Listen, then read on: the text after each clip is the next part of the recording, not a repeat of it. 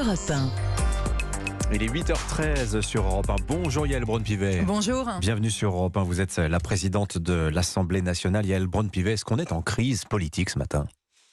Non, nous ne sommes pas en crise politique. Nous avons vécu un moment très intense, qui est un moment, je crois, crucial dans notre quinquennat, mais un moment aussi où chacun a pu prendre ses responsabilités et où, je crois, la démocratie a pleinement Donc tout va bien. joué son rôle. Tout va bien, vous dites ce matin, Yael Braun-Pivet. Ça n'est absolument pas ce que je viens de dire. J'espère que vos auditeurs auront bien écouté mes propos. En tout cas, vous n'êtes pas surprise du tour qu'ont pris les choses hier suite au déclenchement de l'article 49.3. Je le précise pour ceux qui ne l'auraient pas vu.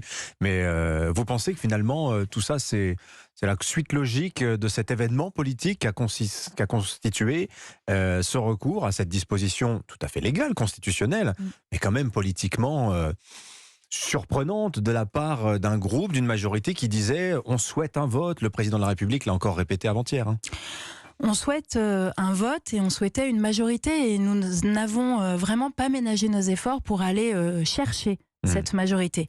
Mais le fait est que à l'Assemblée nationale, les groupes politiques, notamment ceux qui avaient été avec nous en recherche d'un compromis et qui avaient été trouvés, n'ont pas été en capacité de réunir suffisamment des leurs pour pouvoir adopter avec nous cette réforme. À la faute à qui, Yael Braun-Pivet ? Mais moi, je ne suis pas dans une recherche de responsables. Moi, je suis aujourd'hui aux responsabilités en tant que présidente de l'Assemblée nationale. Je préside une Assemblée nationale qui est composite. Les Français l'ont voulu ainsi en 2022. Et moi, lorsque j'ai été élue au perchoir, je me suis dit, et je l'ai dit, que cette composition inédite, l'absence de majorité absolue, nous obligeait. Mais nous obligeait tous.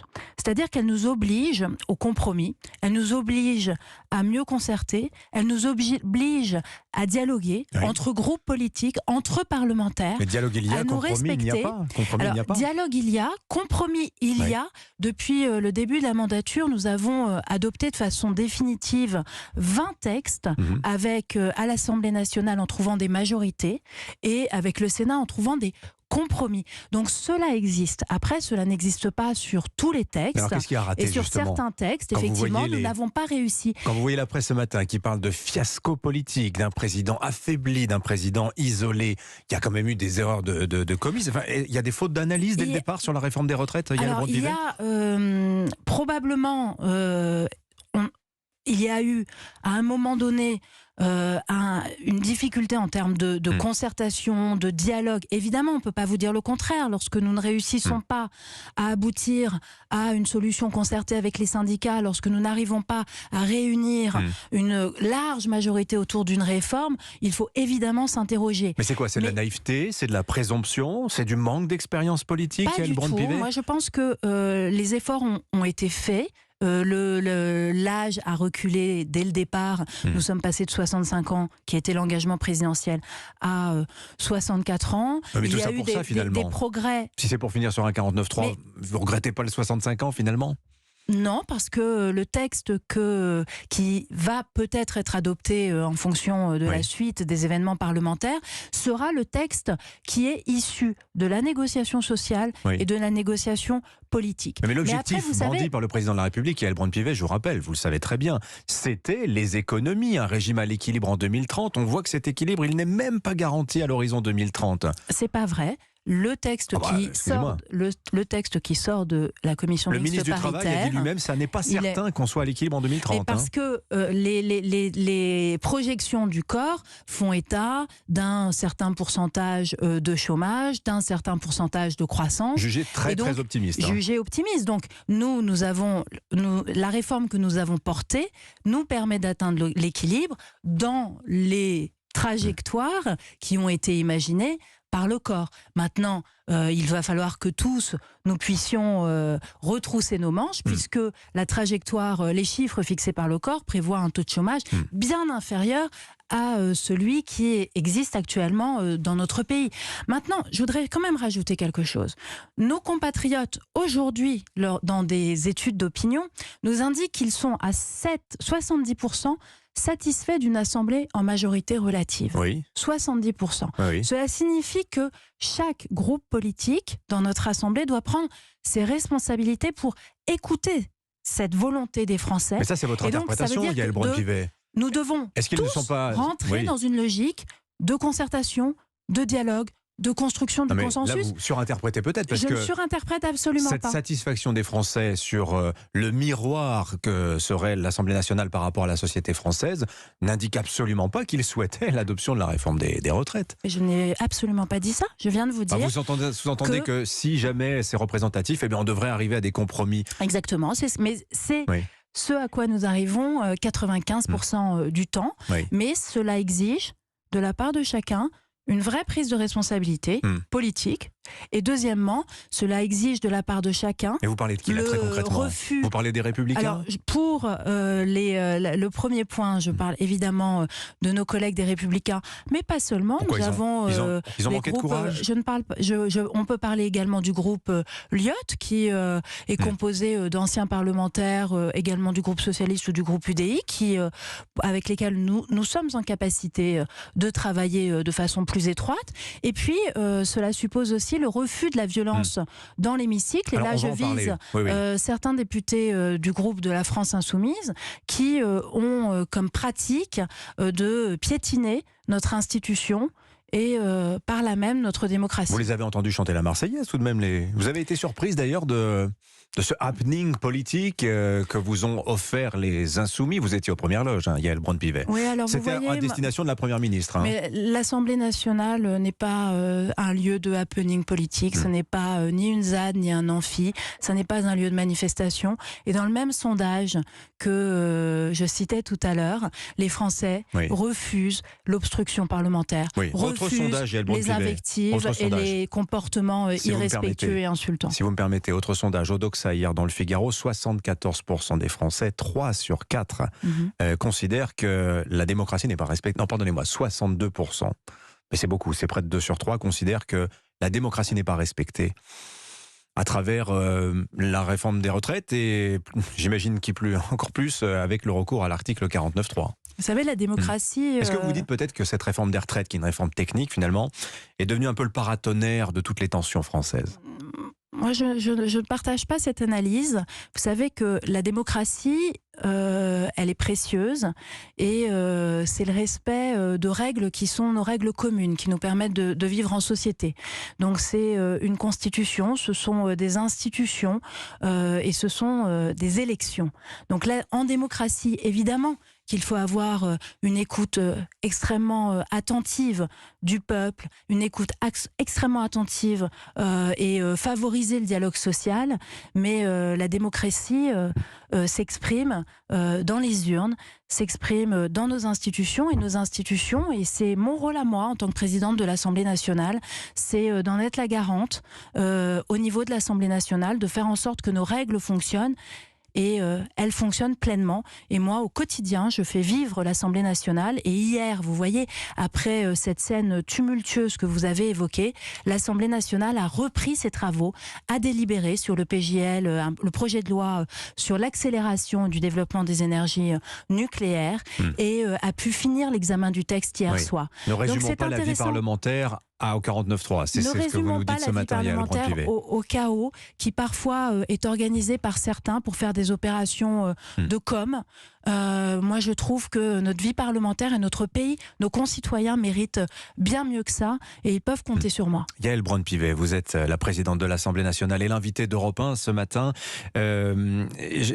Avant de parler de la question des violences, parce qu'elle s'est invitée également dans l'actualité hier soir, ces motions de censure qui doivent être débattues à l'Assemblée nationale lundi, alors on refait le calendrier, il y a 24 heures pour les déposer, semble-t-il il y en aura 3, l'une de la NUPES, sans doute une autre autre du Rassemblement national promise par Marine Le Pen, et puis une troisième peut-être de ce groupe des indépendants que vous avez cité, l'IOT, qui pourrait être un petit peu le point de convergence de la motion transpartisane. Voyez-vous la possibilité, Yaël Braun-Pivet, d'une chute du gouvernement sur cette motion de censure particulière?